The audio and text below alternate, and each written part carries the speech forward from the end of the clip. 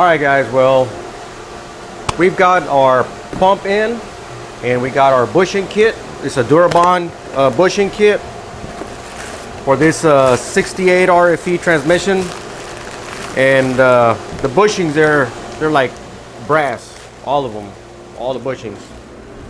And these are all the bushings that we're going to be installing on this unit. I'm not going to show the installation of the bushings because it takes a long time to remove the bushings and to install the bushings. But you can go to my channel, click on automatic transmission, you know, the name of the channel, and it'll take you to the channel. If you're not subscribed, subscribe, so you can see all the whole list of videos that I got. And I have a video on a 4L60E that I'm installing bushings on that particular transmission. I mean, to me, I just use my bushing driver and the handle, you know, to drive some bushings, you know, like this, right? And I mean, there's all different sizes. And I use my hammer, you know, I have a lot of practice and they go straight. But if you don't have a lot of practice on that 4L60E video that I have, I'm using a shop press, a little small, like a 10-ton or whatever, or 12-ton shop press. And a small press like that the bushes will go straight. And I mean, I bought this bushing driver set from Mac Tools like 15-20 years ago. They're still available, I think, but the brand used to be Hayden, Hyden. I think that's the name of the bushing driver set. But I mean, there's other companies, they sell bushings. Snap-on has a bushing driver set as well. And be prepared to spend some money because they're about $1,000 a kit. So I mean, it's just a tool that you need. So we got our bushings in, and I got the transmission in the cooker, you know, on the parts washers, you know, washing all the parts, like the valve body stuff and the pump and all that stuff. I wash them on the solvent tank over there on the bar saw. And we have our pump. We just got our pump in.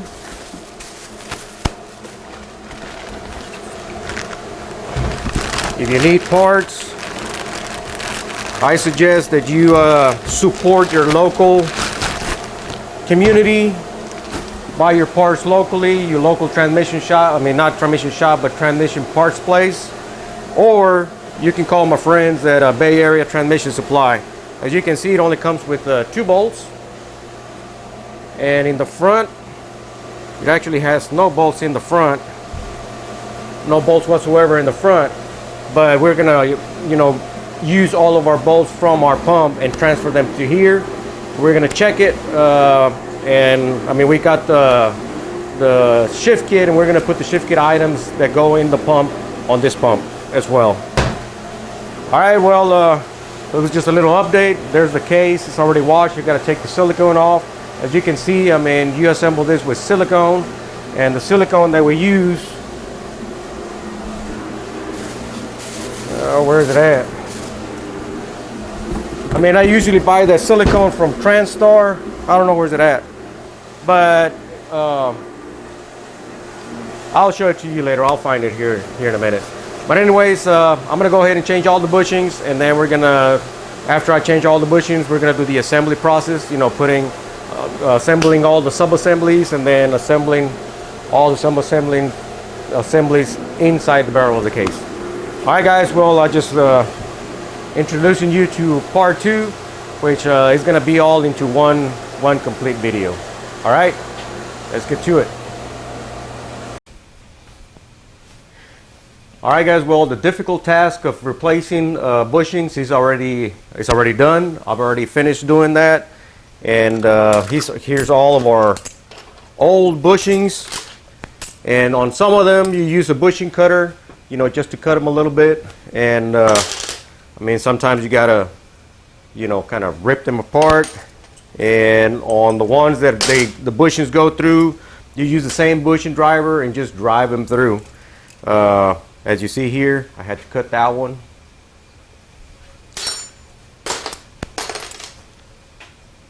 You see that bushing right here? And I use a bushing cutter. Bushing cutter, you get this from Snap-on Tools. Bushing cutter, and a hammer to get them out. And you use, of course, your bushing drivers to drive them in. And like this stator bushing here, this was a little bit difficult to get out, but as you can see there, I mean, that's your new bushing on the stator support. And on this sun gear, it takes one bushing in the rear, one bushing in the front. I haven't changed this yet. It's right here, but I will change it. You know, this little bushing that goes in the input shaft. Now this planet right here, it used to take 2 bushings, but there's an updated one piece bushing, and then you have a loophole. And what I do, I just put a mark on there where the hole is at, so you can on both sides. So whenever you install it, I mean, you're gonna be perfectly on the loophole. And the loophole is very, very small, and the hole that's on the bushing is a little larger. So even if you go a little bit sideways, I mean, it's still gonna be open for the fluid to flow through. Same thing on the low reverse drum. Now this hole looks offset because it's going from the center up, because it lubricates the sprag in here. I don't think you're gonna be able to see it, but you see the little hole there? That's upwards from the center of the bushing, and this is a one-piece bushing as well, instead of having, you know, 2 bushings. And this is one of the original bushings, and this is the other one. You know, it took 2 bushings, but the updated bushing is a one-piece bushing with the loop hole in the center. On this hub, you have a bushing here and another bushing up front. The outer diameter on this bushing is a little smaller, and it's a little bit shallower. This bushing that goes in here, it's a little bit taller, and it's a little challenge to get that bushing all the way in there, you know, and you install them through here, through the front, because where the splines are at, the diameter is a little bit smaller. And this assembles right here, as you can see. I mean, it assembles perfectly good, and there's no wiggle side to side. I mean, if it wiggles side to side, then you create a leak. I mean, this is, I mean, perfect bushing installation, and I haven't even lubricated them yet. And of course, this goes through this planet as well. As you can see, it's perfect. Always test your bushings. This assembles perfectly well as well. As you can see that. No wiggle side to side on this 68 RFE. And this assembles on the rear planet. You get it straight, it'll go in. You can see that. There's no wiggle, just a very little wiggle side to side, but not much. The reason you want to install all the bushings is because you want everything center and true.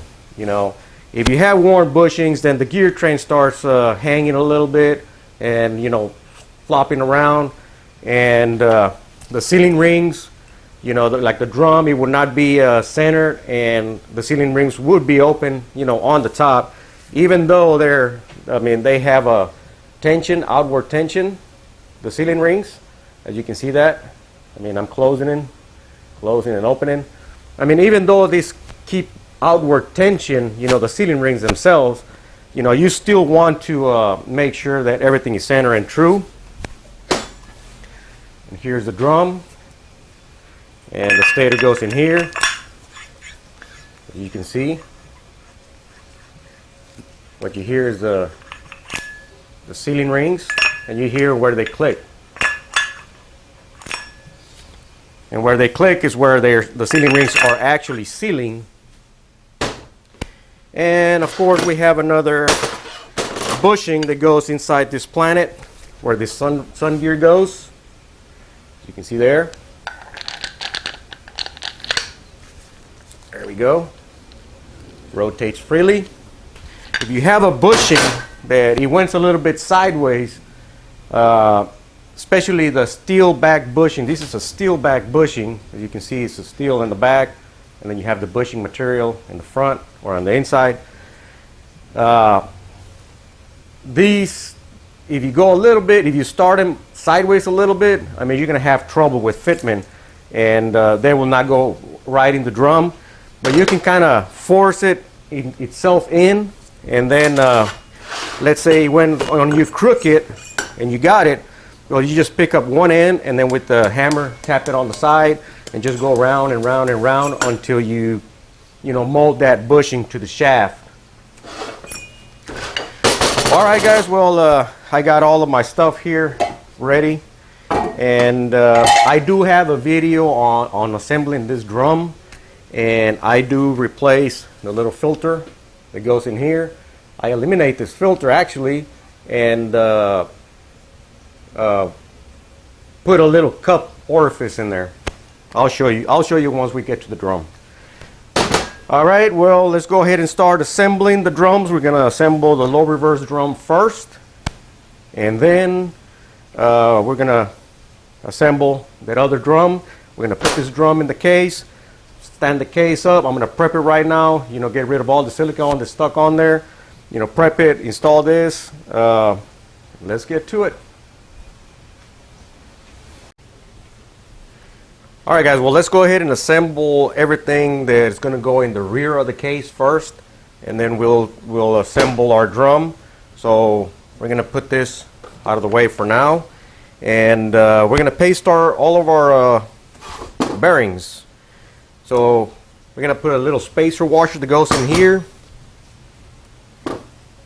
and it has 3 tabs. 3 tabs on this washer, and the flat side goes towards the bearing and this goes towards the hub. So let's go ahead and find out where our little tabs are going to be at, and then we're going to paste it to the sun gear. Alright, it seems like it's going to go right here. All right. Now we're going to paste the bearing that goes there, which is this one that has two tabs on it, here and here.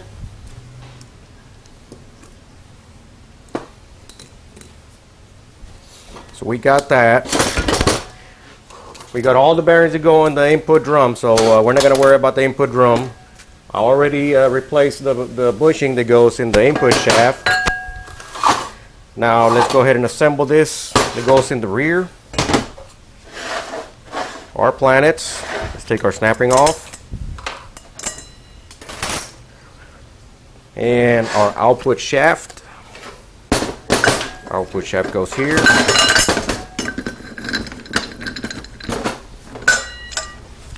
Pick it up. Sun gear. Take this little bearing that is a little bit black on one side, install it here. From planet, and our snap ring. I usually put this in the hole that I have on my bench, but I got you over here, so. Alright, so now that we have this assembled already, and this last bearing, it has 2 tabs and is black. All of the bearings that go on the rear section, they have black on them on one side, and all of the bearings that go on the front section, I mean, they're white like this. All right, so we're gonna put one bearing here, paste it on there, and the other bearing goes in the back on the output shaft. So now that we have this assembled, we're going to put this to the side. We're going to assemble our low reverse drum. And we're going to get our low reverse piston from the kit. Remember, guys, if you need some parts, I know that sometimes, I mean, some of you guys, ask me all the time, Where do I get my parts? I get them locally, not just from one place, but there's a different, there's a couple of places here in town, and maybe in your town there's a couple of places to get them as well. But if you need some parts, these guys have no website, so you got to call them. I know some of you guys are internet junkies that want to order a lot of parts online and stuff like that, but I mean, if you need some parts, just call my friends at Bay Area Transmission Supply. I'll post that phone number. I'll post that phone number on the screen somewhere, or I'll just tell you 281-332-4419.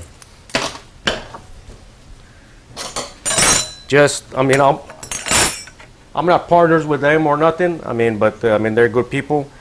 But I'm just saying this because that way I'll get you out of my mind. Hey, where'd you get your parts? Where'd you get your parts? Where'd you get your parts? I mean, I get a lot of those questions, and sometimes I don't have time to answer. So I'm gonna go to my press and then compress the little return spring and put my my little lockers on there on my return. But for now, let's go ahead and install the fourth clutch piston. That's the low reverse drum. We just installed the low reverse piston inside the drum, and we're gonna put the second clutch and the fourth clutch piston on the center support. And I know sometimes I got a lot of videos, and I always mention, what are you using? Well, that's it. A assembly lube for transmission.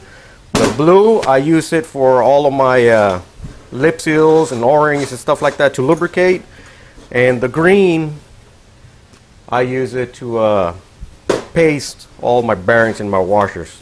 So let's get that out of the way before I see a lot of questions or comments, or what's the green and what's the blue, and what do I use it for. So there you go. This is our second apply piston, second clutch. If you look at your scan tool, you have tests to do for second clutch, for low reverse, for fourth clutch, underdrive, overdrive. You do those tests with the scan tool to see if they apply or not. And this is a closed loop circuit transmission, so it has an input and output speed sensors, and it's always monitoring any type of slippage. Alright, let's go ahead and get our fourth clutch piston. Let's assemble that. This is just a regular 1-inch paintbrush, so don't ask me if this is a special transmission paintbrush or brush for this. It's just the 1-inch paintbrush. That's all it is. You can get that at your Home Depot, Ace Hardware, Lowe's, or wherever you get your painting supplies. And this is just a feeler gauge that I use, and I round out the edges on all of my feeler gauges that I use for this. As a matter of fact, I have an old one somewhere, like 20 years old. There we go. We got the piston in. This is our return spring and our snap ring. Now on this, to protect this, so I won't get it all bent up, when you're compressing it, I use a 4L60E or a 4L60 outer race, sprag race. And I just put it on here, take it to my foot press, compress it, and install my my snap ring. Now on the second clutch, we're gonna go ahead and do this now. Let me get a screwdriver and a hammer. I'm gonna show you how I install this snap ring, which is fairly easily. No special tools required, just a hammer and a screwdriver. Open it up like this. Get it down. And you see it's not in the groove yet. It's not inside the groove. The snap ring. So what you do, you get the opening, right? Get your screwdriver and just tap it. We're going to go all the way around like that. See that? It's already inside the groove, and we're going to go around and install it.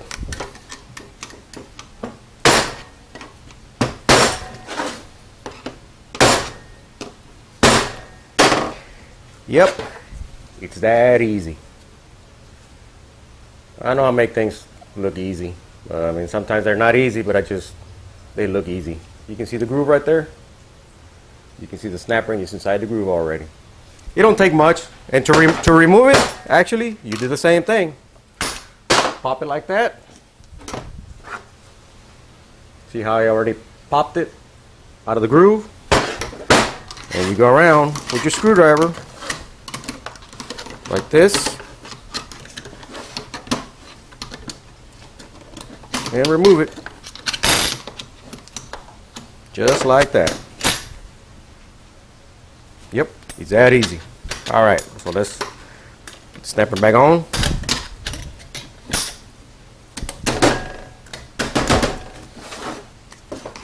Special tool.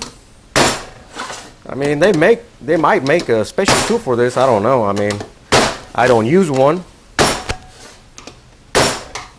and you can see why I don't use one. Let's pick up that.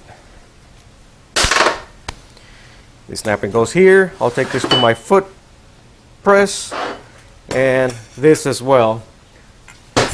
You've seen me use a foot press before, so I'm gonna go ahead and install this.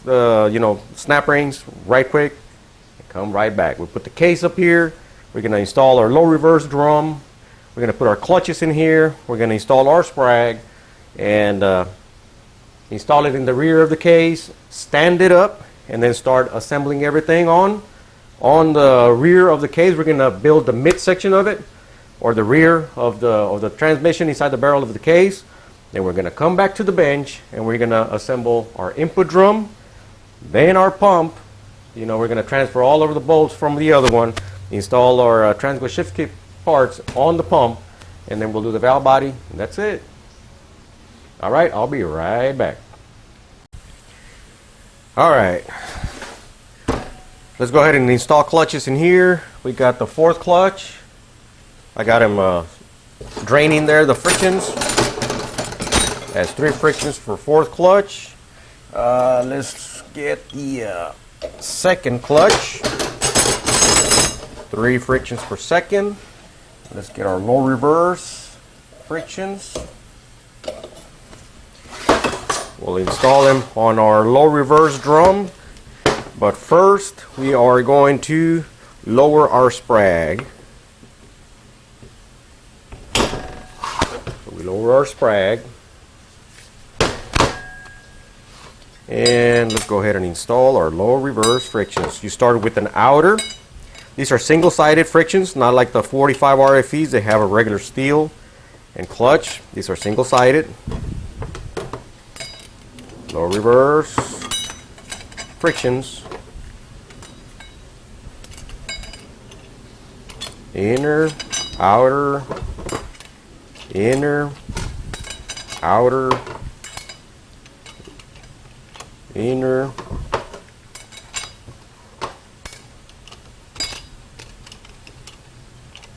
outer. That's an inner, and then another outer, inner, pressure plate, and a snap ring. This snap ring, it's a normal snap ring, but the snap ring that holds the drum on the case is tapered, which is this.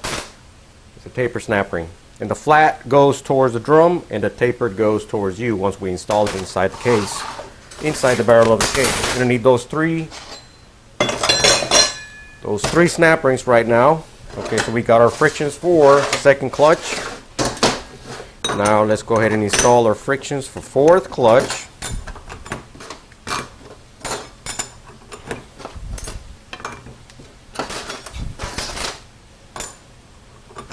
Oh, backwards. You install the pressure plate on top.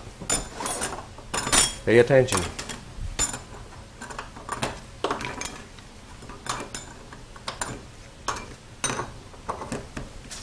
pressure plate on top. The pressure plate goes on the opposite side of the piston.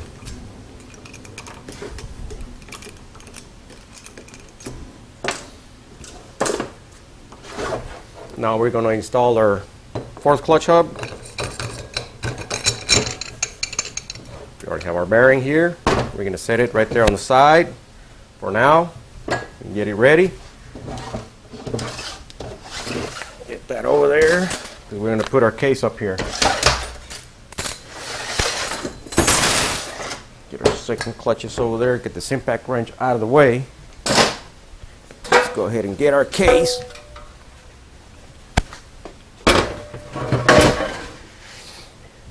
And on our drum, see, we got an empty case in there, right? Here's the apply hole for this low reverse drum. We have to clear this area right here. This area right here, we have to clear it because when the valve body sits, it has the seal for the low reverse clutch. All right. Go ahead and get this drum in there.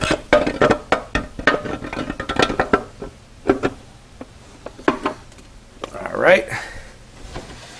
I usually do it standing up, with the case right side up to get the snap ring in there.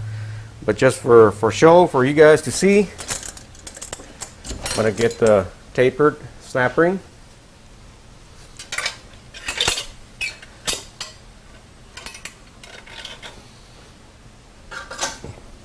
Long screwdriver, and I'm going to go ahead and get this thing in there.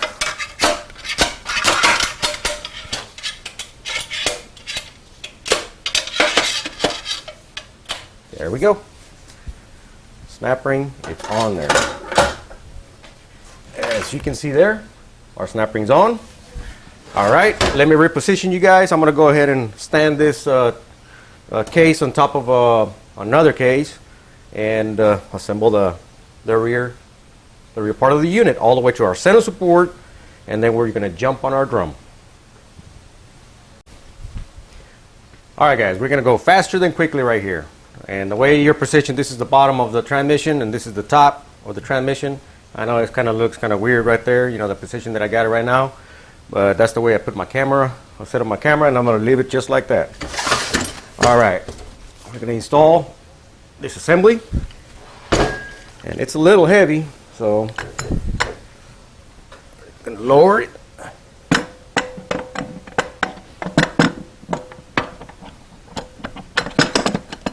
All right, it's already attached. It splines on the low reverse brake. As you can see, it turns clockwise and locks counterclockwise because we are splined into the low reverse brake. This outer shell right here, or the sun gear, is splined into it. All right. Now let's go ahead and install this other planet. Don't forget your bearing. We went through that. The bearing installation. Like I said, it's going to go faster than quickly. Now, we're going to install our second clutch.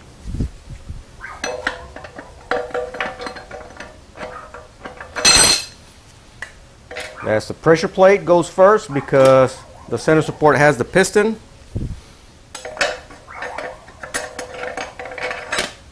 All right. Always soak your frictions. I know that sometimes when you're filming, you don't want to get your camera all oily and stuff like that, but yeah, what the heck. I used to, when I started filming videos for you guys, I was not soaking the friction because of that. I didn't want to get my camera all dirty. We have two grooves. We have one groove here, and then we have another groove here. We have two snap rings.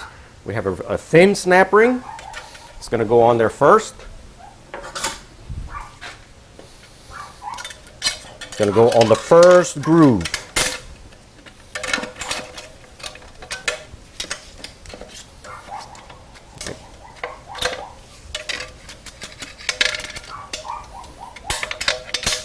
There we go.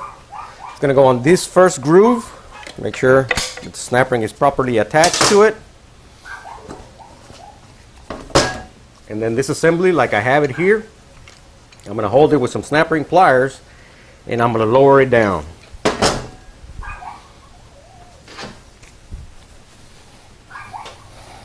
All right, here we go.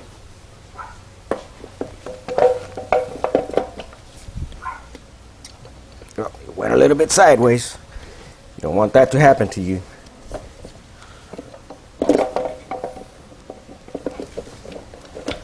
Oops.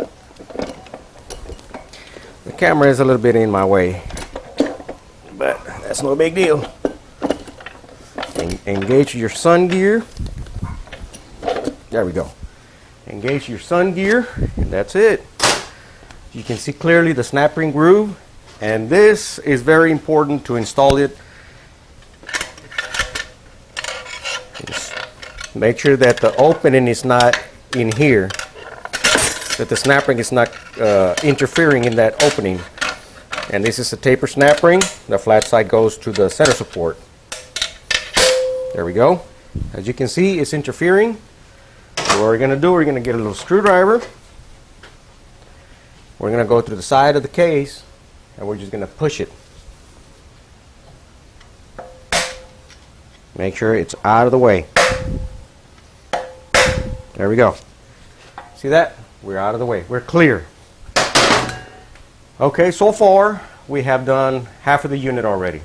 Now we're going to go ahead and assemble our input drum, and we go from there. Alright guys, well, let's assemble our drum now. Let me get one of those little orifice cup plugs. I should have some here.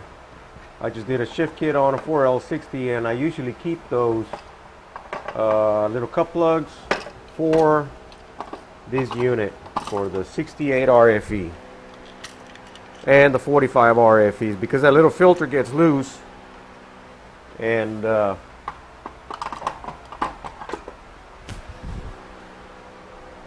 we're going to install this into the drum. It's a little orifice. The hole is the same size hole as the one on the filter that's on this piston right here. And I have a video on it showing how to remove it and replace it. So the hole is the same. I'll try and shine the light on it. No, not going to be possible. But anyways, let's go ahead and assemble this drum. And the first thing that we're going to do, we're going to remove this little filter from it. And I did not get a little punch before I started, so just hold that thought right there. Just gonna grab a couple of them and see which one works. All right, so first thing first, remove the filter. Just get a punch and punch it out. There we go. So we got a little filter out. Oops. It's gone on the floor somewhere. There it is. There's our little filter. And this filter sometimes gets loose on it, or it gets clogged and it causes issues, it causes problems. Just gonna throw it in there. And now we're gonna drive I'm just gonna use this real thin, and I'm gonna drive it in there on the hole where the filter was. Just gonna tap it one time. So I got it in position in there. Can't see it, but I got it in position, and then I'm gonna use a larger one just to drive it in there flush.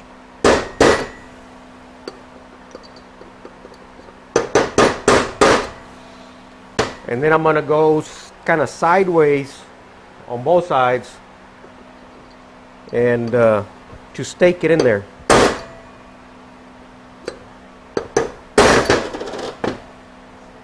That would close, you know, when you stake it, it'll close, so it won't get pushed out anymore. Let's see, I did it with that one. Let me try to do it with this one. That's a better crimp there. I know that it's too small and you're not going to be able to see it through the camera, but well, yeah, you can see a little bit the orifice, little plug that I put in there, a cup plug. All right, now that we got that out of the way, let's go ahead and get this punches and hammer and all that stuff out of the way. Now, when you get real high quality frictions, there's only one way you assemble this. It takes 5 underdrive and 6 overdrive and 2 reverse. That's the way you assemble it. The underdrive frictions are 0.010 of an inch thicker than the overdrive frictions. And you assemble the underdrive first and then the overdrive, of course. Okay, so let's go ahead and open the kit. This is the little sub kit for the drum. Let's go ahead and get all the O-rings out. So it takes an O-ring in the middle.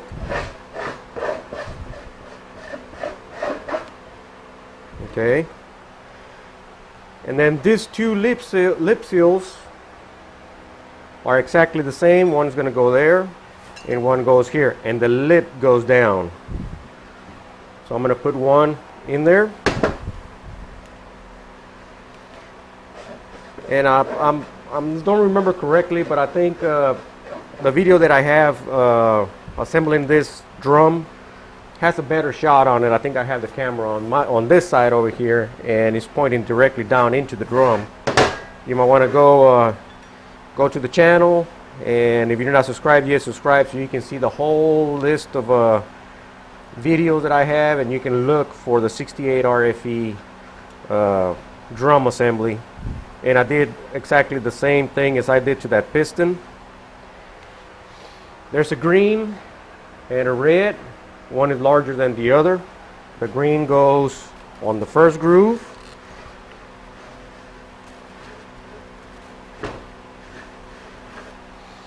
And the red goes on the next groove.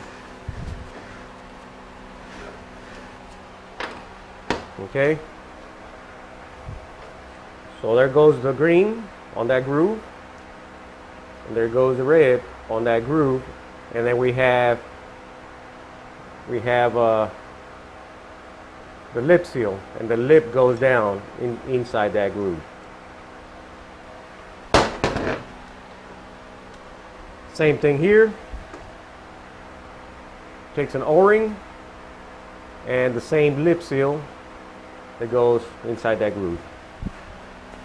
Now we're going to go ahead and lubricate. We're going to use the blue assembly lube to lubricate these pieces so we can assemble it. And be liberal with your assembly lube. I mean, don't be pinchy about it. I mean, just it's better to be safe than sorry. I mean, you always want to keep some extra. Sometimes the blue goes faster than the green, so have more of the blue than the green. And as I mentioned a while back, the green, I use it for all of my bearings and washers to paste them together, and the blue for all of my O-rings and lip seals.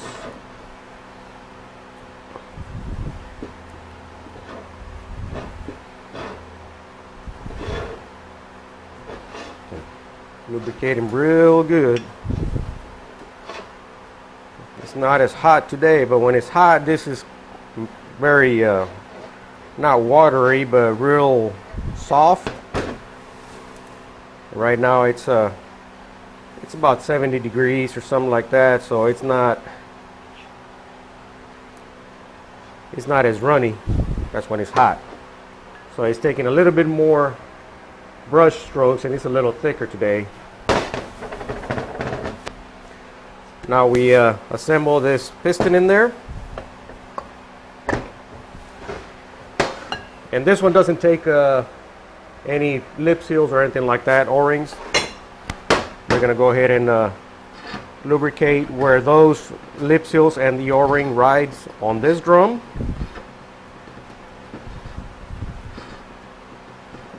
I'll show you right now. I'll bring it close to the camera just so that you can see what I'm doing here, because I'm right-handed and you guys are over there.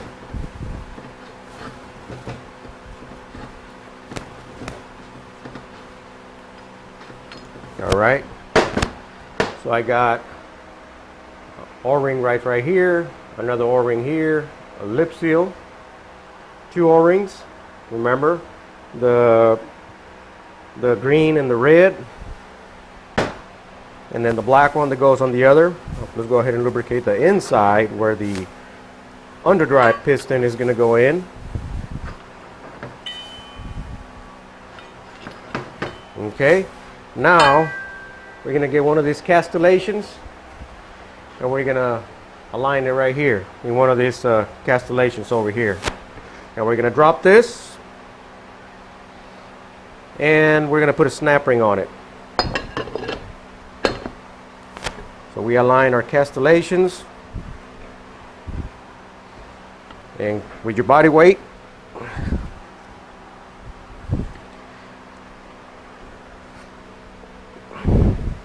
it takes a little force. I just need to be on the groove. There we go. Now that you feel that you're on the splines, there you go down, like that, just like that. All right.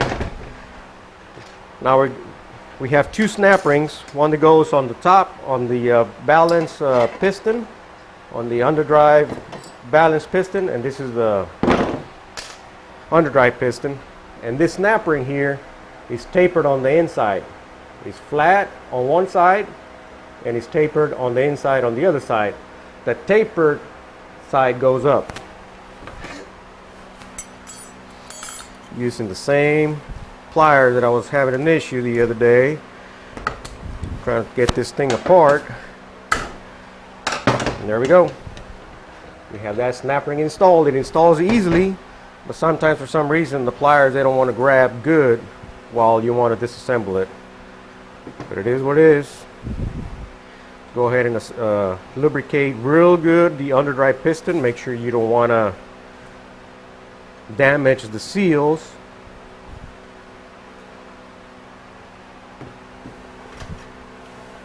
We're going to use the feeler gauge.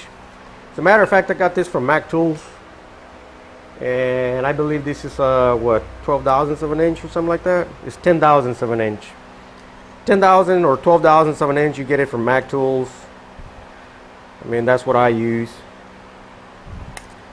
I still have one of the old regular feeler gauges that I got when I started. It's kind of all rusty and stuff, but I still have it. Okay, so the inner lip seal went in fine. We're going to do the outer lip seal.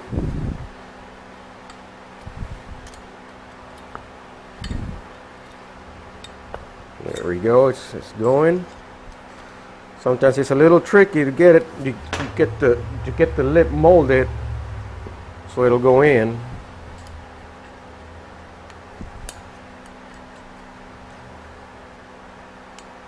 Let's see. Got a little bit of lip over here protruding a little bit.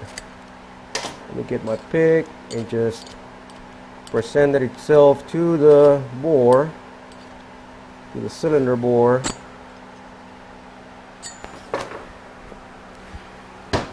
And it's slid right in. Then we have our return spring. That's next. But before we put this on, let's go ahead and lubricate where this lip seal seals.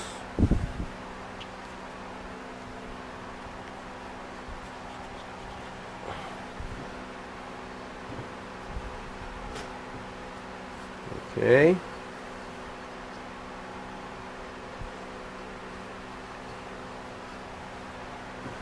return spring, and the same operation here. Just kind of guide the lip. They're brand new pistons, so the lip, it's a little bit extended. When they wear, they kind of, you know, close a little bit.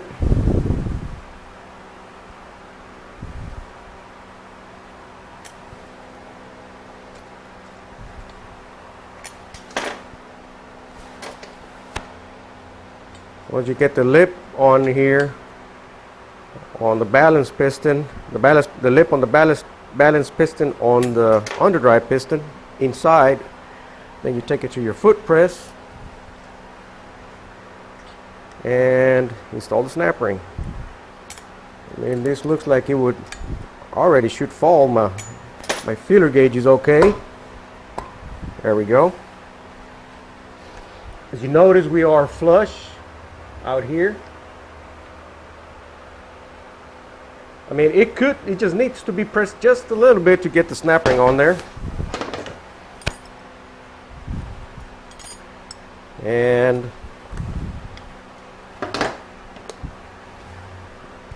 I guess you could do it by hand if you want to.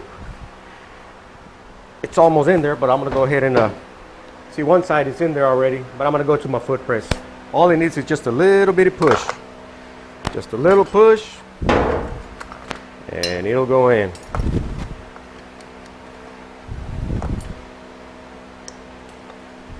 There we go. Snap ring snapped into place. All right.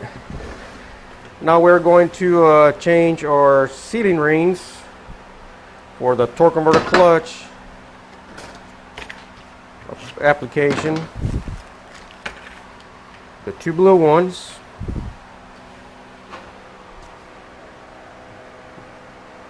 Don't those new bushings look nice? It takes a little capsule here inside. It takes an O-ring, which is this right here. I'm gonna get some pliers and I'm gonna get it out and just replace the O-ring. It doesn't need to be replaced. They don't leak a lot. But it's a anti-drain back valve. So I'm gonna go get some pliers. I'm gonna replace the O-ring, which is this one that was in the same bag that the lip seals and O-rings for this drum were. As you can see here, you can see on the little baggie, you know, what's in there, what's in this little bag. All right, let me change that out right quick. I'll be right back. Okay, I went and got my pliers and I got it out. It's a anti-drain back. It's a little check ball with a little spring. That's all it is. And this is the O-ring. Let's go ahead and replace the O-ring with this thing and install the new O-ring on it. You always want to blow through this little hole. You cover one and then on the other, and you should have free flow. This check ball should be, you know, nice and clean. Let's go ahead and lube it up and drive it in there. Takes a little bit to drive it in there. A little bit of force. Use this right here. Push it down. Get one of my bushing drivers. Get a little small one. And get a hammer. And drive it in.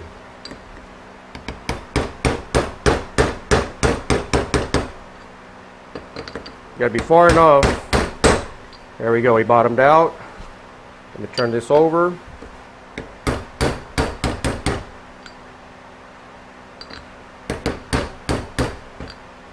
Yep, we're far enough for the snap ring, and the snap ring just holds it in place. There's no groove in there like a snap ring groove, and it just holds it in place.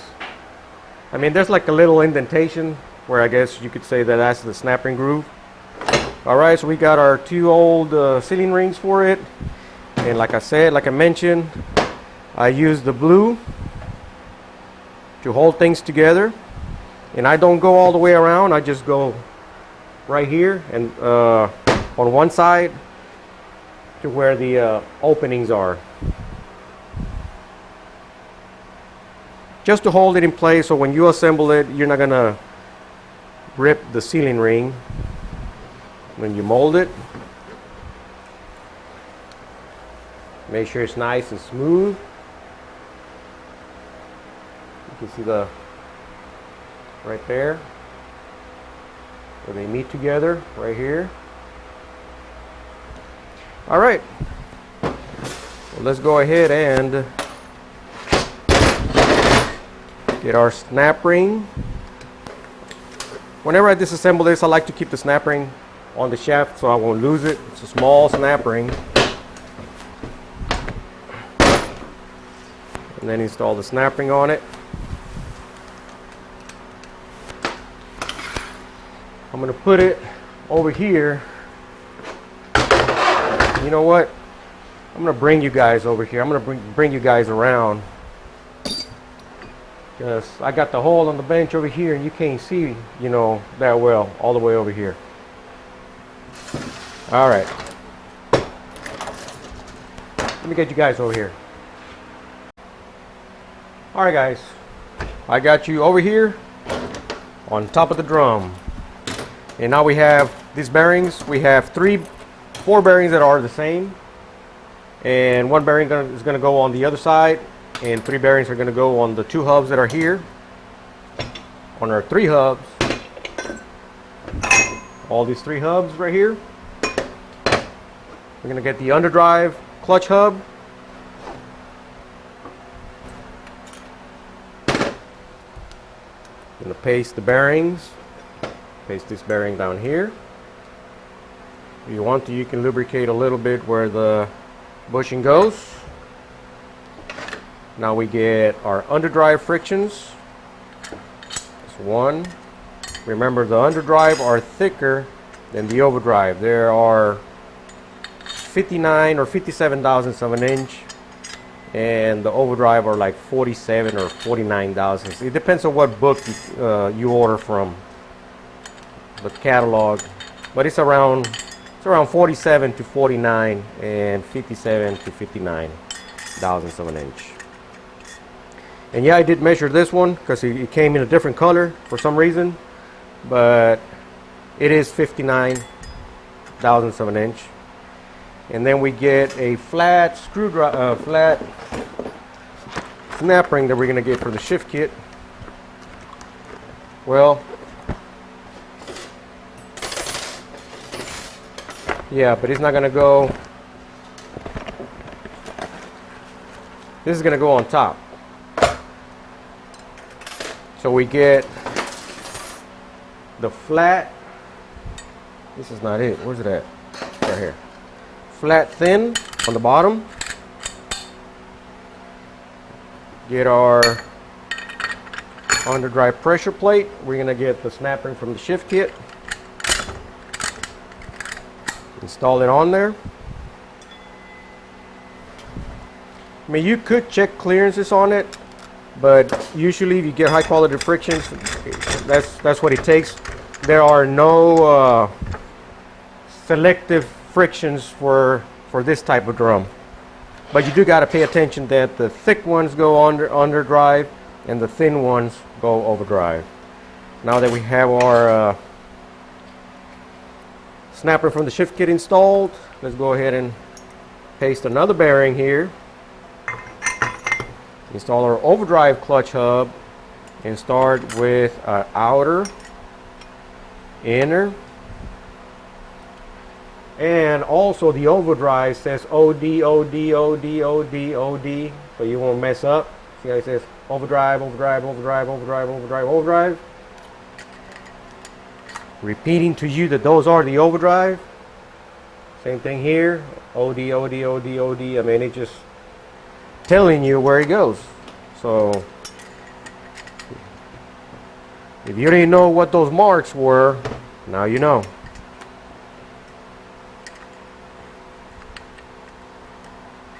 And these are BorgWarner frictions. BorgWarner friction is OE quality. Actually, if a transmission hasn't been disassembled, that's what they got in it. BorgWarner frictions. And we've finished with an inner friction. Remember, this is the wavy snap ring. The wavy snap ring goes in here first.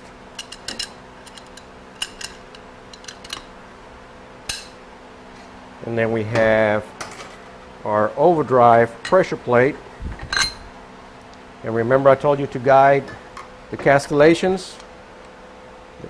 You guide the castellations there so you can get your pressure plate on there. You're going to have a little bit of a cushioning there because of the wavy snap ring. Once you put this snap ring in, it'll hold it in place real good.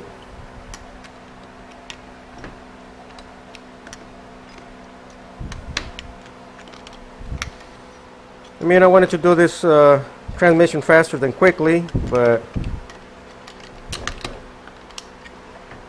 I remember about you guys, so faster than quickly is not happening today.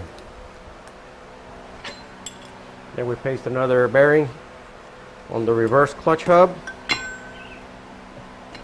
And this bearing that has the plastic side, put some green goo, paste it on there. Reverse friction, reverse steel, reverse friction, and here you see the BorgWarner brand. These are OE quality frictions. So if this drum hasn't been tampered with, never ever, you're not going to have an issue with clearances. Now there is a Sonex drum available for this unit that supposedly takes care of a lot of horsepower. That's yet to be seen. Flip it over, and the flat side goes down and the bevel side goes towards the stator on the pump.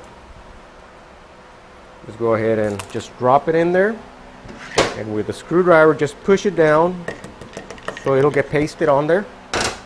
And now I'm going to bring you back to the transmission case and drop the drum on the case, and we're going to end it for today, just for today, because it's already late at night, and that's when I do the videos, late at night.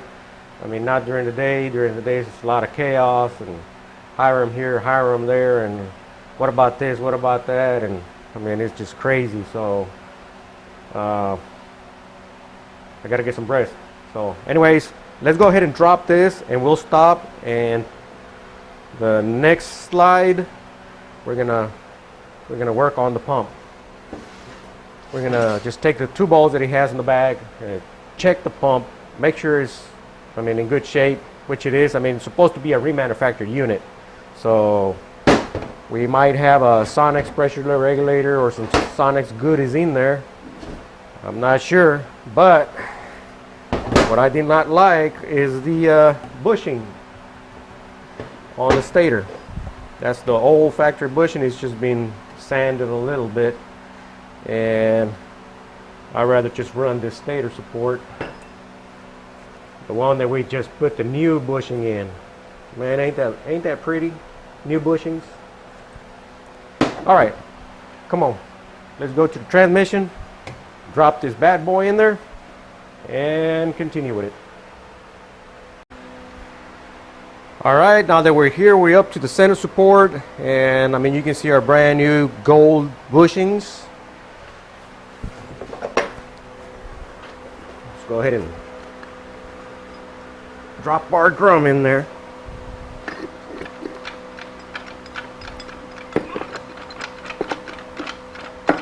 That's it.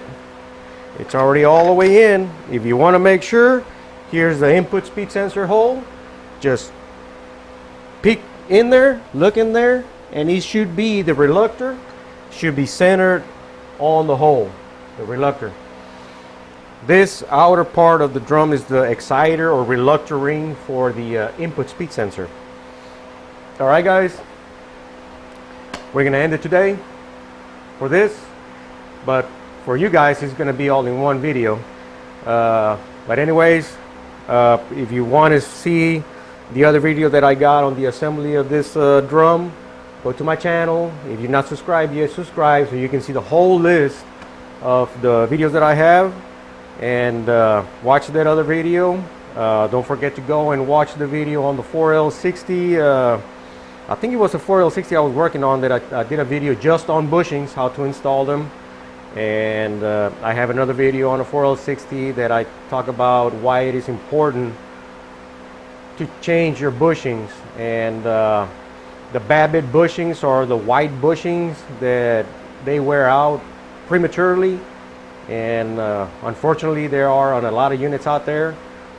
And you get the brass type or steel back bushings, which are the best, and you also have this type of bushings, which are like brass bushings, and these are real good. Omega Machines started coming out with them, and now Durabond has them. I'm not sure if it's the same company that's fabricating these bushings or not, but Durabond is a good bushing brand. Or if you engine guys know about Durabrand, I mean, those of you that rebuild engines. But anyways, rebuilding an engine, would you rerun cam bushings on your engines? If you say yes, let me know in the comment section below. Just say, yeah, I rerun them, there's no big deal. And if you say no, say your explanation why you put new cam bearings or bushings on your engine builds. And all that, it crosses over to transmission rebuild as well. You've got to replace your bushings. I like to replace bushings. A lot of rebuilders, they don't like it because it's a lot of work. They get frustrated when they put a bushing and it goes on sideways and then the part doesn't want to go in, and I mean, but it is what it is. Anyways, next, pump and valve body, and we'll get this puppy done.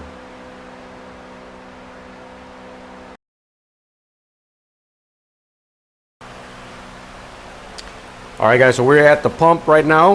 We're gonna go ahead and disassemble this remanufactured pump and see what we're gonna need to install on this pump from the shift kit. And like I mentioned before, I like this bushing, so I'm gonna use this stator instead of the one that came with the pump. They're both 68 RFEs. They're both the same. I mean, this is just nice and clean, and I mean, it looks good. Has no sealing rings. We're gonna put new ones on it. Let's go ahead and empty everything that's inside this shift kit box. This is gonna go on the valve body. That spring on the valve body as well.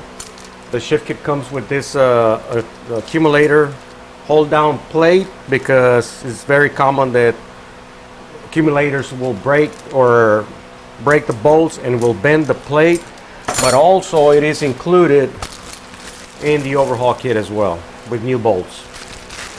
But we're going to use the one that came on the shift kit, and on the pump we're going to install this and this, just these two items. Let's go ahead and look at the instructions on what it says for it.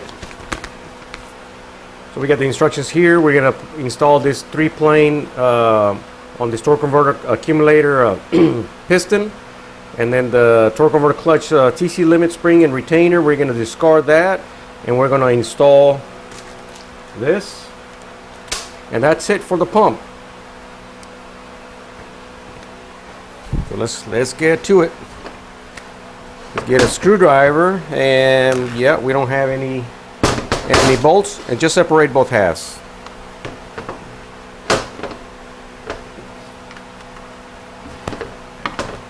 we have to be careful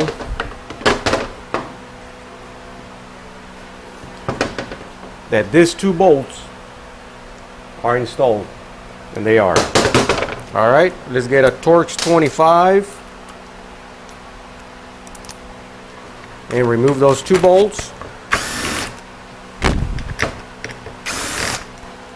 Just to make sure that our little check valve is installed and it got stuck in the plate right here. So it was on there, the check valve was on there. Let's go ahead and return it to its position. Like I said, it's a remanufactured pump, and as we can see here, it looks like they changed this gear. It's a new gear. They changed the gear, but actually they're backwards, they're upside down. They go like this. They go with the notch like that. That opening goes up, and it's good that we checked it. This is a brand new gear, and it looks like they changed the gear guide as well. So that's the way it goes. Let me take the gear out again. See that recess pocket right there? It sees flush on the back side. It was assembled wrong. It was assembled upside down. That's why you need to check your parts. And then we have our inner gear, which looks in good shape. So we got all of the parts that we need in here. Nothing missing. We corrected the position of those parts. Let me get a little plier so I can get this guide pin off of here. Where you at? Let's see if I can find it right quick. Right here. Get my little handy dandy little pliers. Take it off of here and install it over here. Let's take the plate off.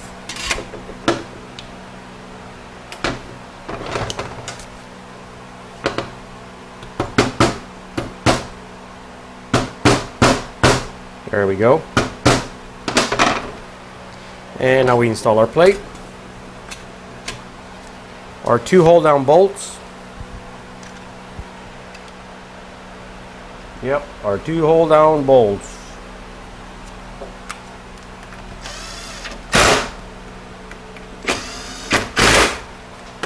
Okay, put this to the side. We're going to change those springs now. And as you can see, I told you we were going to find some Sonex goodies in here. And the TCC limit, it has a Sonex one in there. I can see it already in there, so we're not going to bother installing this. And we're going to check our accumulator springs there. And those accumulator springs, they do break.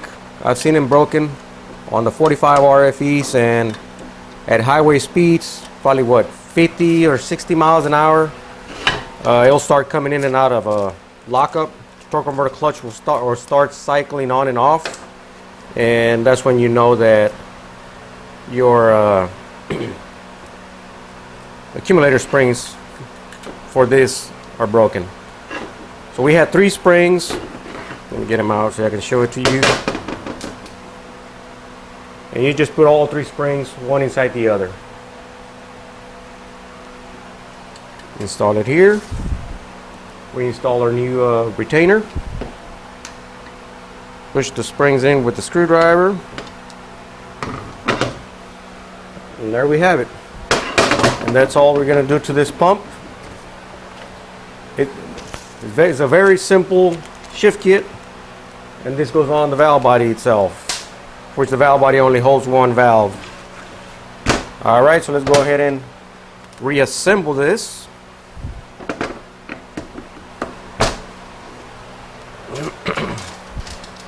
Install all the bolts that came out of the old one. we're going to install the stator that has the brand new bushing in it. We want everything to be centered and true. So we're going to install all the T25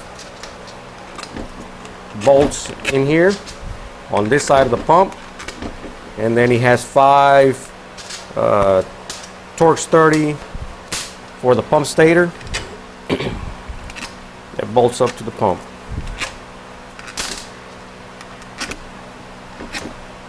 All right, let's see. I'm missing 1. I'm missing 2. These are 30, 30, 30, 30, 30. I'm missing 2 bolts. There's 1. Missing 1 more bolt.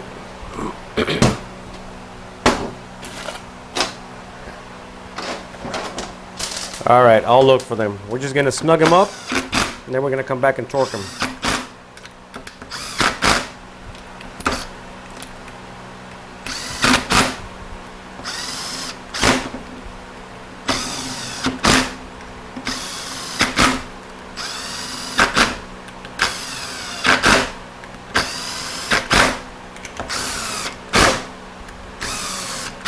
So you throttle with the driver, just throttle them in slowly and just snug them a little bit, not too much. I'm gonna come back and torque them.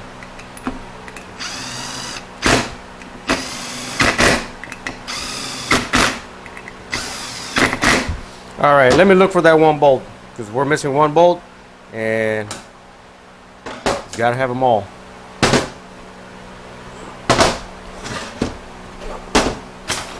Hold that thought right there. All right, well, I found the bolt, already installed it. We're going to torque them to 60 inch-pounds. I know that on some manuals it'll say 40 inch-pounds, but my torque wrench only goes 60 is the lowest.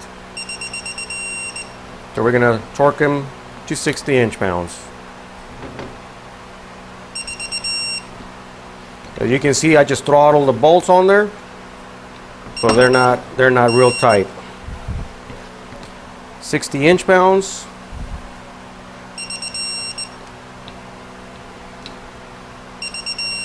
I know there's a lot of bolts in this little pump.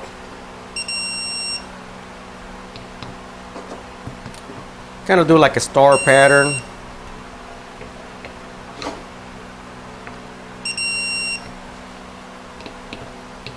And this torque wrench is a little bit too big, but it'll be fine.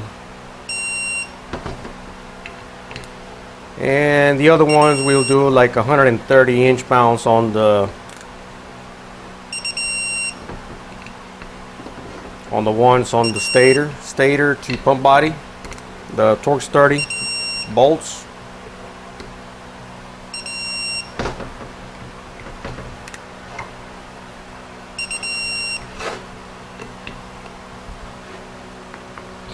We torque them all, and then we're going to come back and just recheck the torque. I know this thing kind of wants to wiggle around all over the place. And being a Torx little socket, it's a little challenging getting them in there.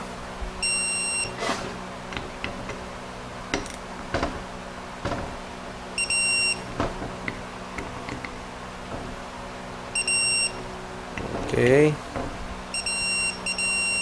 let's go ahead and recheck all of them. 1, 2, 3, 4, 5, 6, 7. 7, 8, 9, 10. I'm going to go all the way around.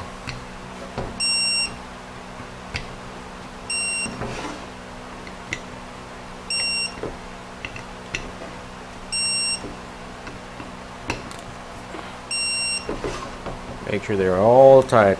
I think this is the bolt that I started with.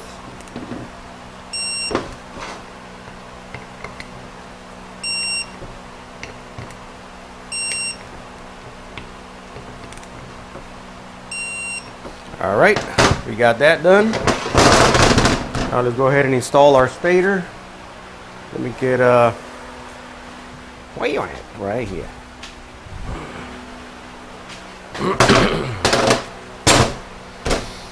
We're going to install the one that has a brand new bushing. It's already clean. I just want to make sure that no dust got on it. Lower it in place. We're going to have 2 bolts left over because it came with 2 bolts. And this one takes 5 bolts. And this we're going to put it back on the old pump because we got a core charge on it.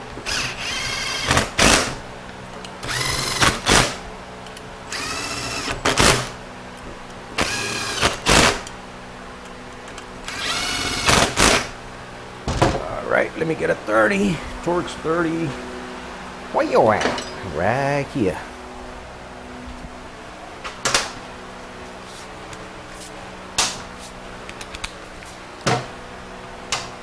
Basically like 120, 130 inch-pounds. Let's do 130.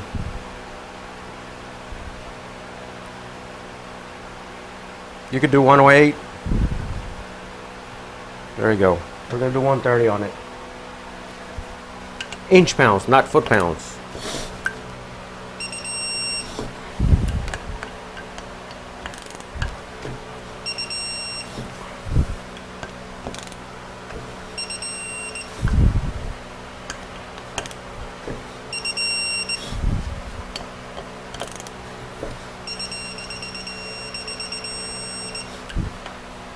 Okay, let's lubricate our bushing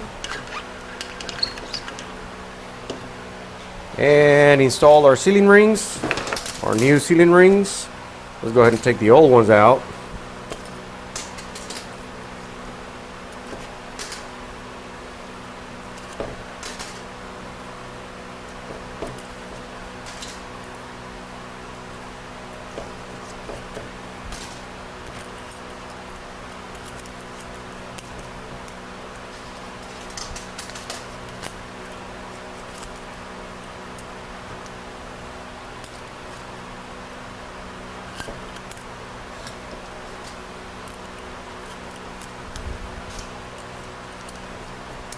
Okay, now we have all of our sealing rings installed, our pump assembled. It comes with a new ink mark right there.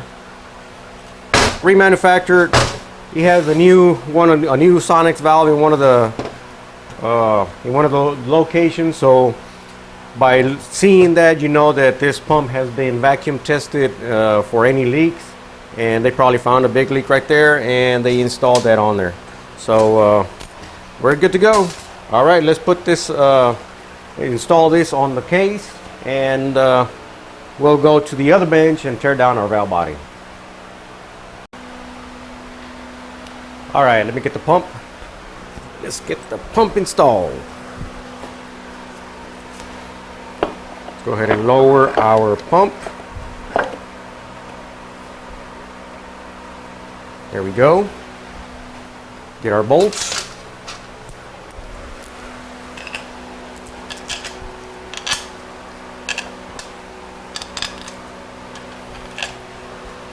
Send them home.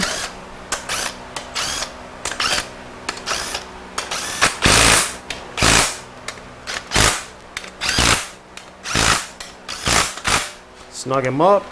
Let's get our torque wrench. We're going to do 250 inch-pounds.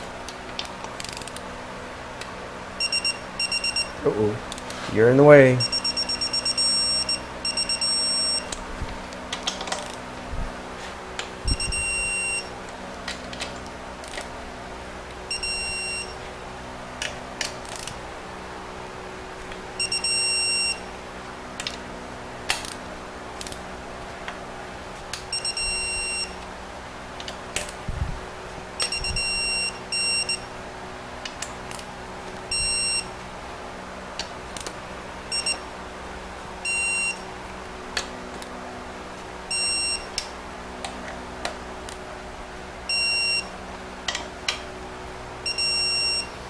There we have it. Now let's get our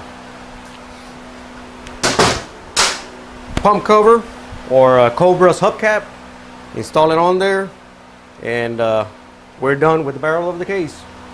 I'm gonna go ahead and change the seal on it, put a new O-ring, and we'll be right back. All right, so we got our new front seal and a new O-ring installed. Here's the old seal and old O-ring. Basura to the trash. All right, now we want to lubricate a little bit around this edge, even though I already lubricated the O-ring. And we want to do that because we want to prevent damage to that O-ring. So we're going to put a little bit of assembly lube just to make everything go easier. And as well, we lubricate always our shaft because there's a seal. See the shiny part right here on the input shaft? There's a seal inside the torque converter. And it's ease of installation as well for this when you install the torque converter on the transmission. All right, let's get our pump cover. Cobra's hubcap. I don't know if you remember that movie. If you don't, search for it. Movie with Sylvester Stallone. It's an old movie. It's a nice movie. Hot rod that he's driving, he's got hubcaps that looks like this. All right, so here we are installed. Front cover, pump cover installed. Cobra's hubcap. All right, let's go ahead and go to the other bench and start tearing down our valve body and installing the rest of the components on it. Okay, same size. We're gonna first remove our solenoid pack from the valve body. Torch 25.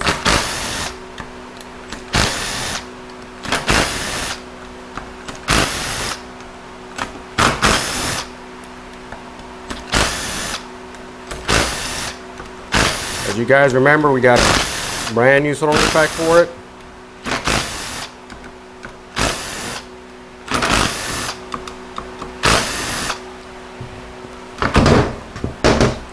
Solenoid pack.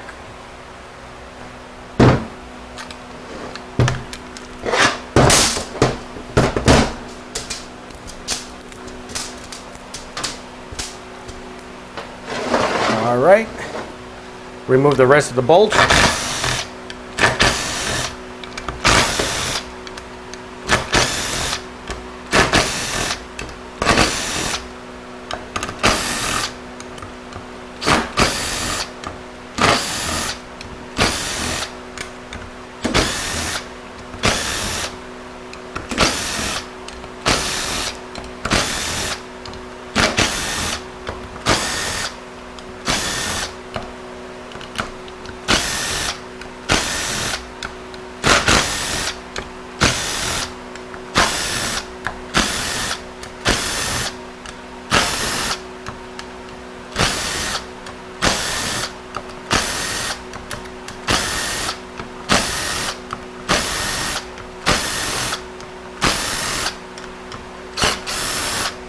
All right. Depending on the year model,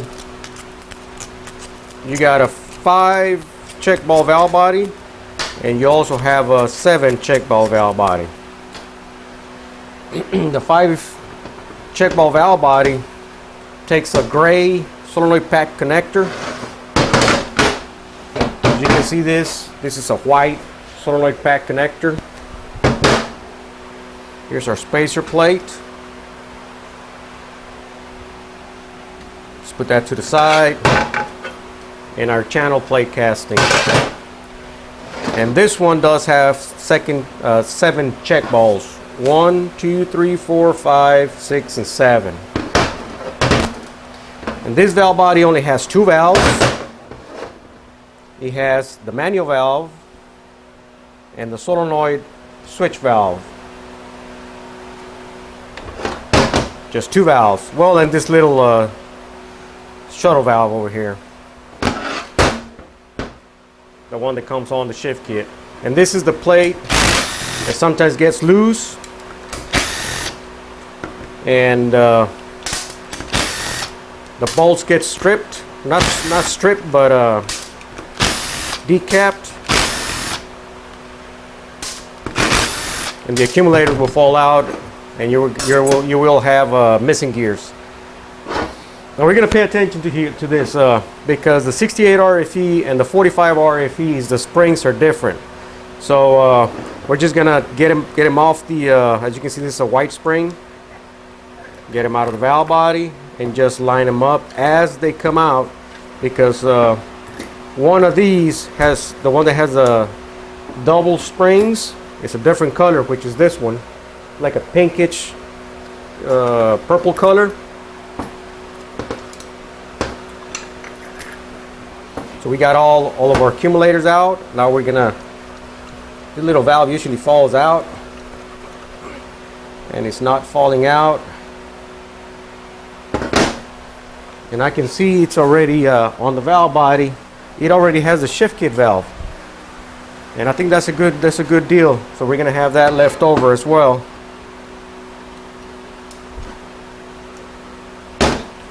It's usually aluminized, anodized little valve that comes in there. This is the one that comes on a Transgo shift kit. So the valve body has been worked on before, and then you have your little end plug.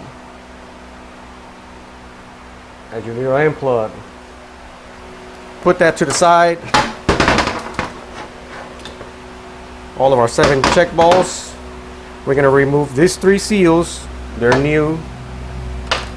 They are new on the overhaul kit, so we're going to replace those. I'm going to go ahead and clean this up, and we're going to go to the other bench where I can get you closer and assemble this thing. Put this bad boy right here on the bench and finish with it. All right, let me clean that up. Be right back. All right, so now that we got everything cleaned up, this is our solenoid switch valve and the 3 little plugs that go on there. This is the little Transgo valve that goes on this side of the valve body. And here's all of our bolts, the little bolts as well for the hold down cover. And this is a Transgo. I said Sonex is a Transgo valve, and this is the Transgo hold down plate. And it already had some the Transgo items on there, and you see this rings that have expander rings on it. We're not going to use those because the expander rings are already, they were already installed. Let me get a pick right quick so I can get one out so I can show you. And they go in this position on the bottom groove, not the top groove.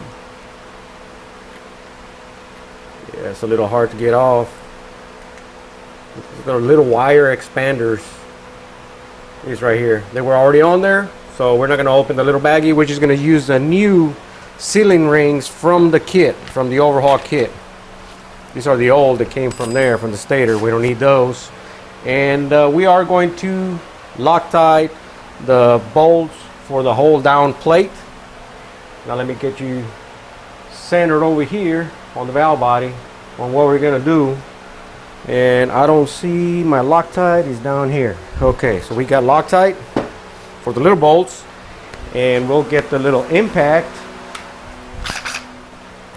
The first thing that we're going to do, we're going to install the 3 seals before we forget. So we're going to get them from the overhaul kit. Open the little baggie. Get the 3 seals. Put one here, one here, one here.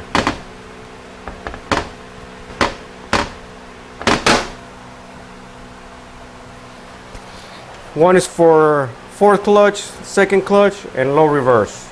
If you have the snap ring in this location, it's going to interfere with it. The valve body will not seat, and you will create a leak. Okay? So now the next thing that we are going to do, let's put this to the side over there.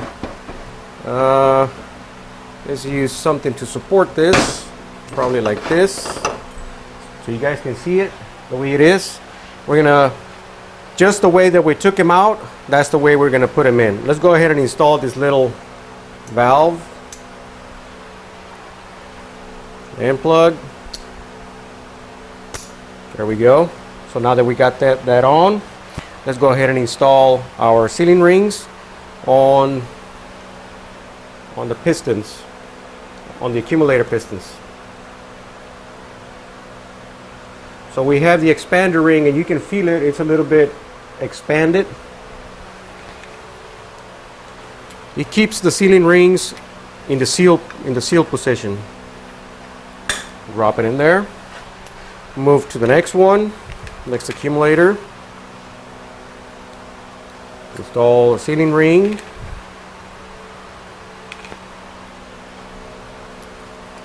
Second sealing ring. Make sure that your openings, sealing ring openings, are like they're supposed to go, both of them. And make sure that your expander ring, it's under the sealing ring, underneath, not below it. This one seems like it wants to be below it. Kind of move it a little bit. You take the sealing ring off. Oops.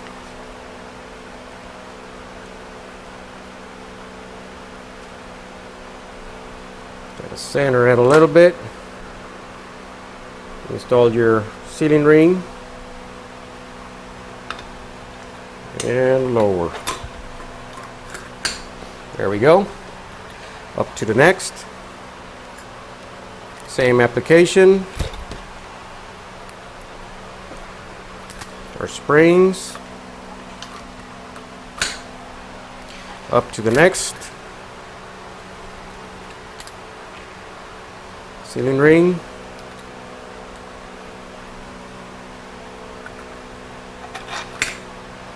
And the last one. Oh, and another thing I forgot to mention. The hold down plate comes with a washer that you put underneath this one. Because the OE one, the factory one, is too tight.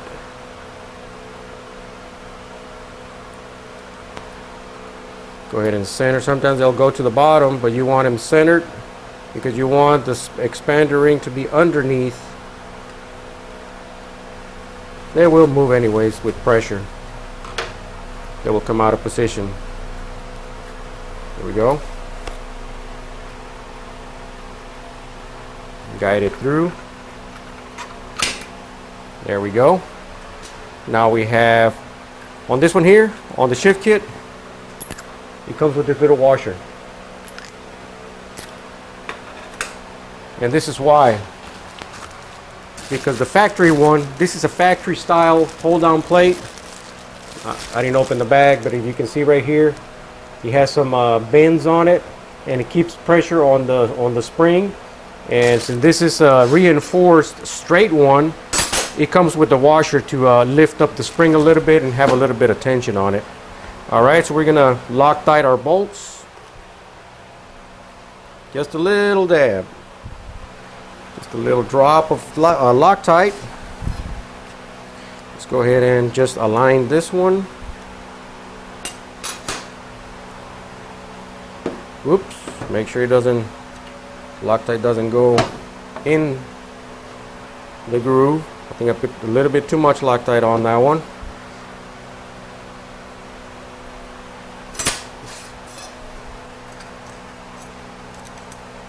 There we go.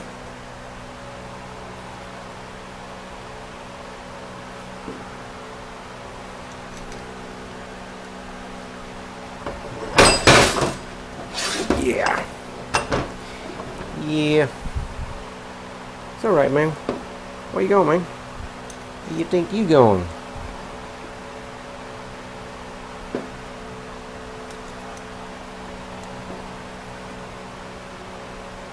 Just a little drop. I put too much on the first one. Or not put too much, a lot of it came out. And what do you know? Am I missing bolts or what? Oh no. Have extra bolt holes on this plate. 1, 2, and 3. Okay. So as you can see, it has no threads on those two.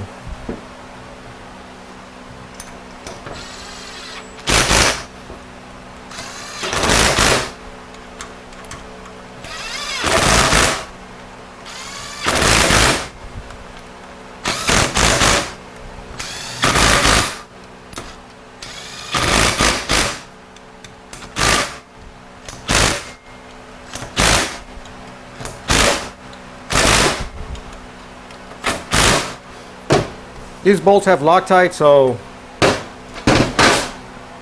what I did with the impact wrench, that's plenty for it. It will hold down. Let me get some the new check bolts here.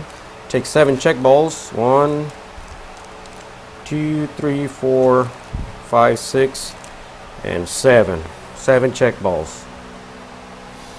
That's 1, 2, 3, 4, 5, 6,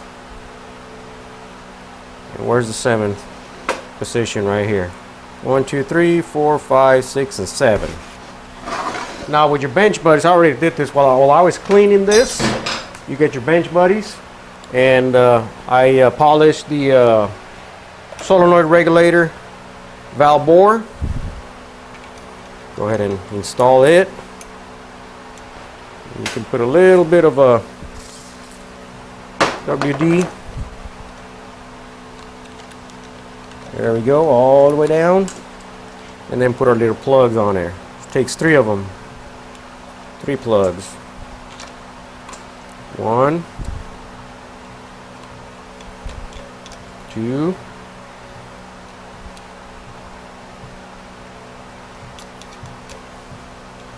3, and the retainer. Now we install our spacer plate.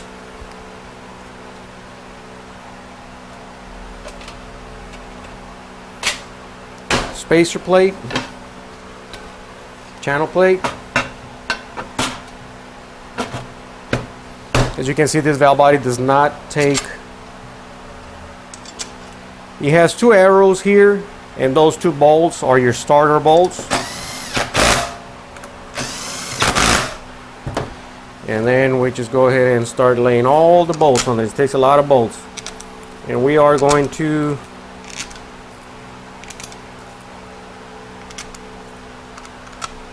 torque them as well. These bolts, they look the same as the pump. They're a little bit bigger. And we're going to torque them a little bit tighter.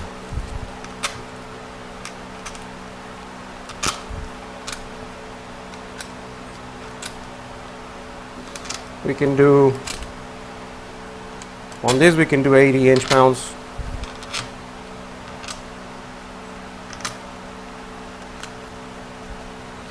Okay, so we got most of the bolts on there. These are the solenoid pack bolts. Let me see. We got them all, huh? Yep. Install bolt 5, 3, 4, 5. That's a guide pin. That's it.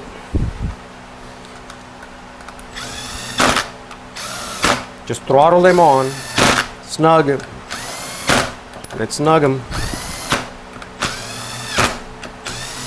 We're gonna torque them.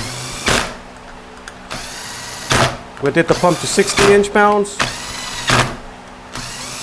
We can do the same for this. As a matter of fact, we can look at the technical sheet that comes in the overhaul kit. We'll take a look at it right quick and see what it says.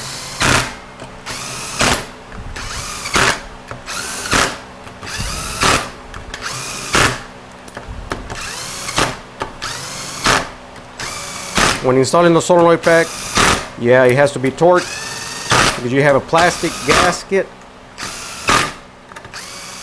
You gotta make sure that they are nice and tight.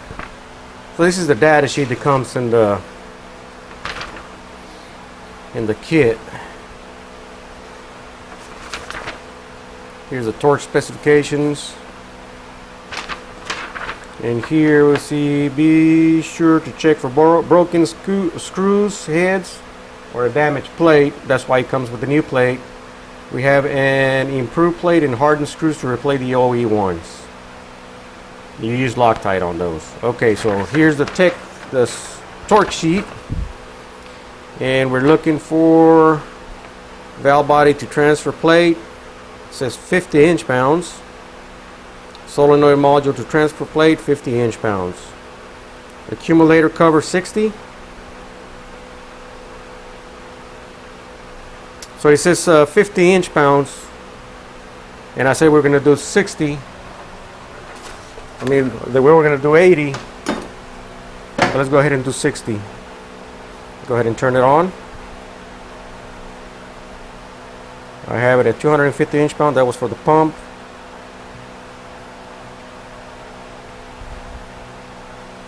Bring it down to 60 is the minimum that mine goes. All right. You don't take much.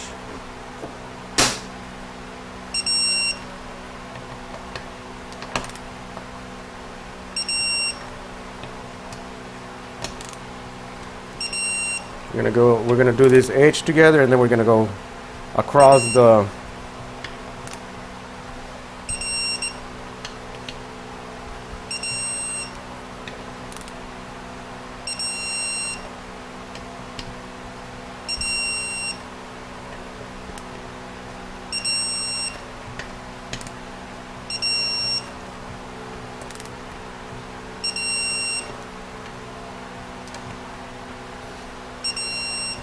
you can do a spiral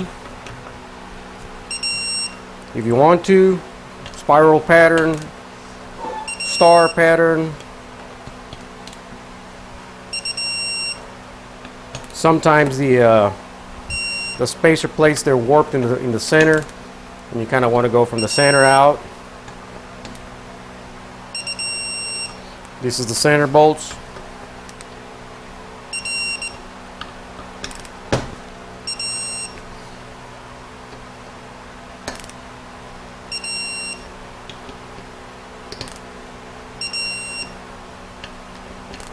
So make sure that they are all torqued, all of them. Then we're going to do our solenoid body. We're going to install this on the case.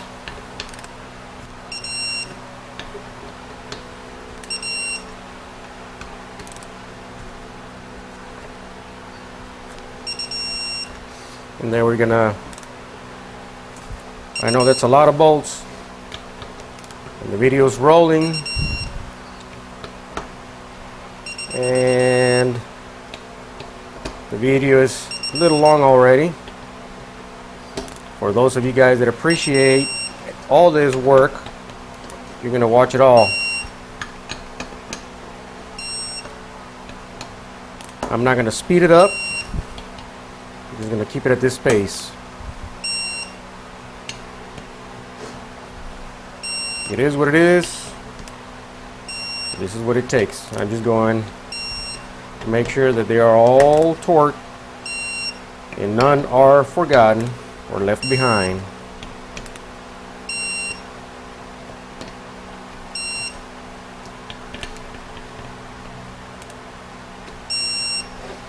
Okay, let's go in a straight line.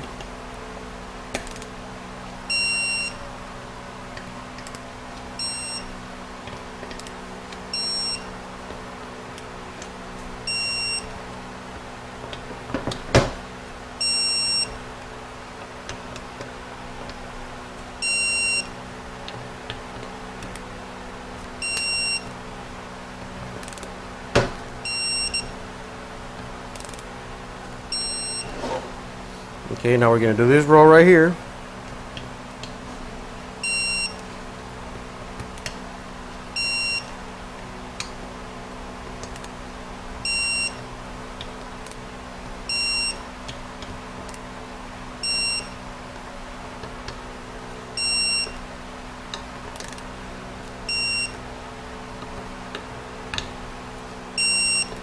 not forget this too.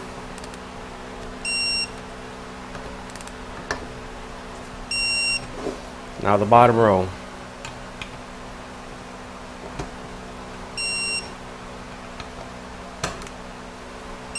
This just you're making sure that everything is clamped down evenly. All right, where's the solenoid block at?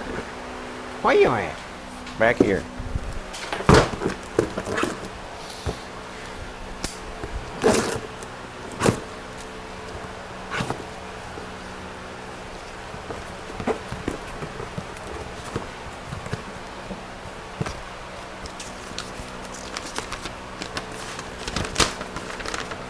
Connector reference.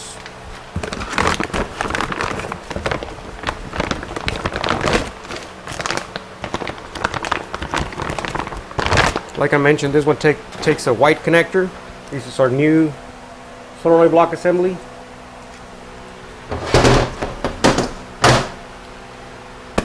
On the old 45 RFEs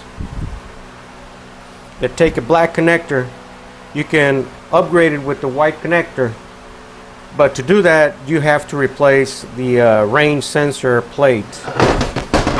If you don't, it's going to give you some issues. That's on the old 45 RFEs that take a black solenoid pack connector.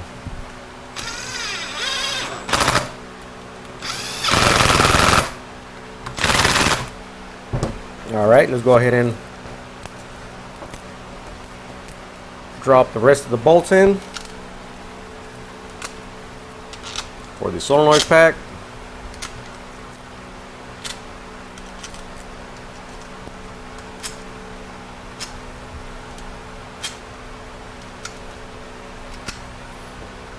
Let's go ahead and snug them.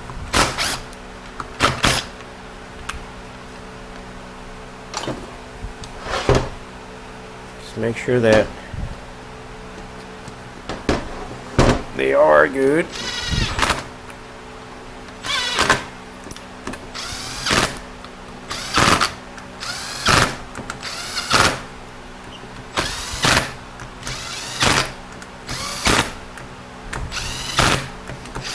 Just remember that you have a gasket that you have to compress. It's gonna feel weird at first, but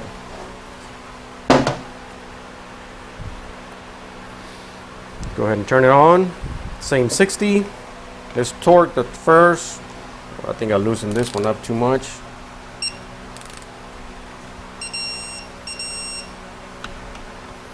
Yeah, once you torque them, they all become loose.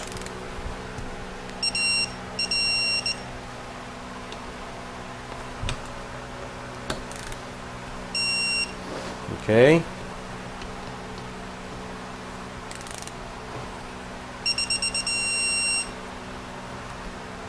Yeah. Became loose. Became loose because you're compressing a big fat gasket. That's why on the solenoid packs you cannot trust your impact range, especially that little one. It doesn't tighten up, doesn't have a lot of torque on it, and I only use it to drive the bolts in and then torque them.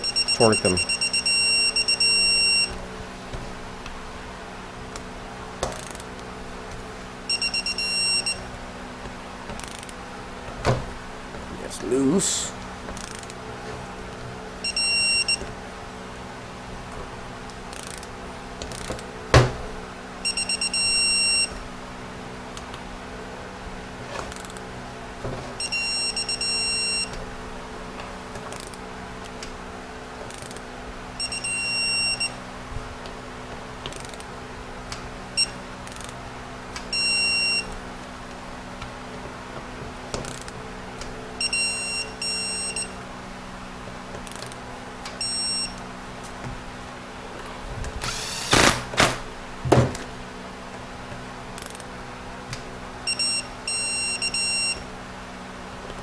I think that's it. I think that's all of them.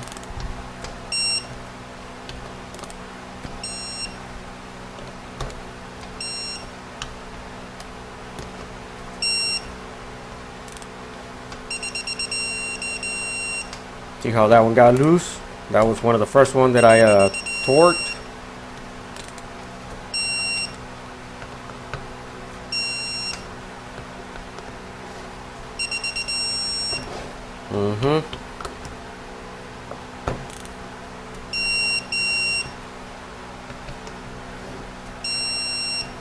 Okay.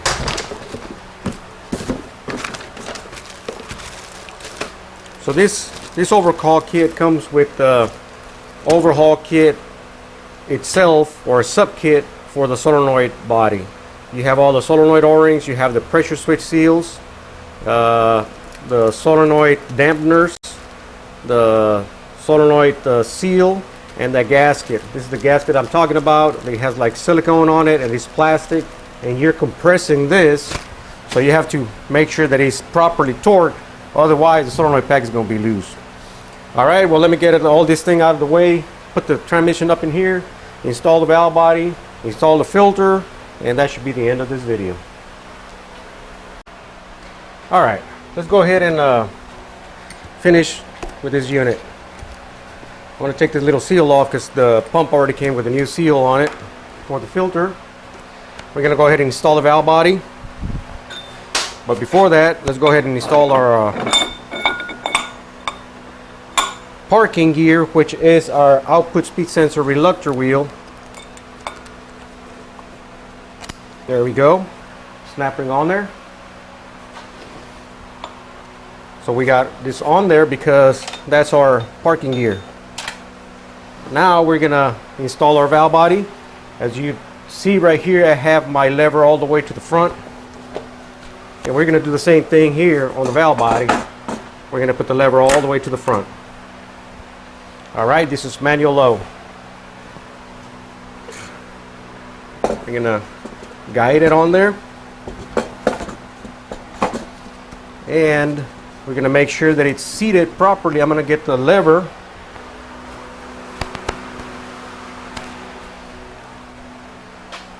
And then I'm just gonna rock the lever a little bit.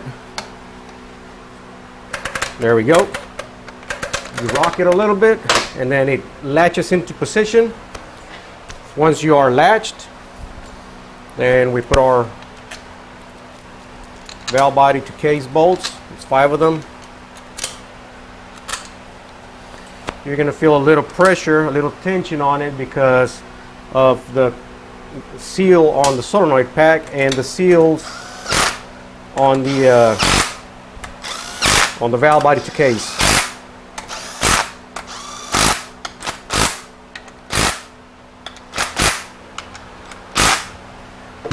And on this ones, I'm gonna do 130. I could do 108 on this. It's 9 pounds. Yeah, I'm gonna do 108. I don't want to do 130. They're too small. Nope, I got the wrong socket. Wrong socket. I need the 8. 108.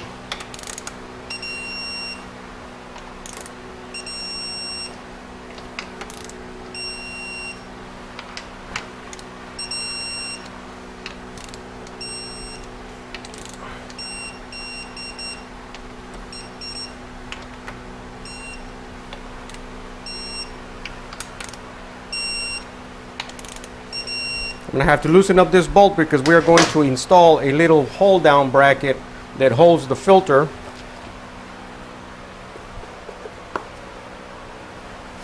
As a matter of fact,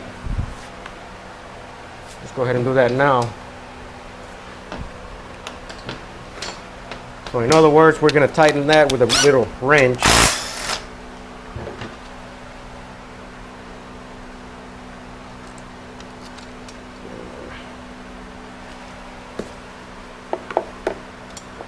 Going to be a little tricky.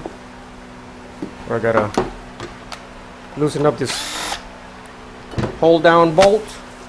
I'm going to go almost all the way down without tightening it. You don't want to tighten it yet. Hold the filter down like this. I always hold and push forward so that I know that the neck of the filter is inside the pump. and then tighten up the little bolt. Once you tighten up the little bolt, then you get this little bracket close like that, and you get a little open wrench and tighten up that bolt, valve body bolt.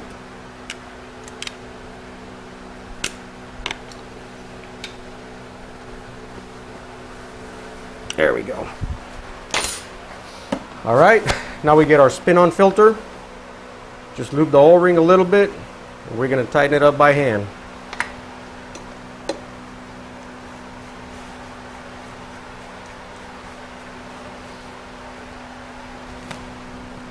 That's it. Now we're going to get our 2 speed sensors. Get a 10mm socket. Input and output, they're the same. You can see. All right.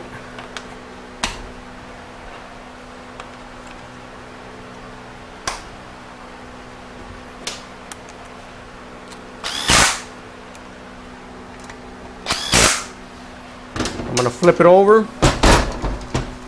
this way.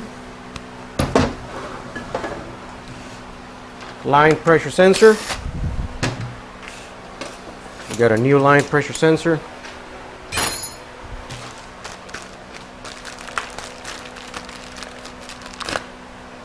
Always replace this. This causes a lot of headache. You get the PO898. That's a very common code.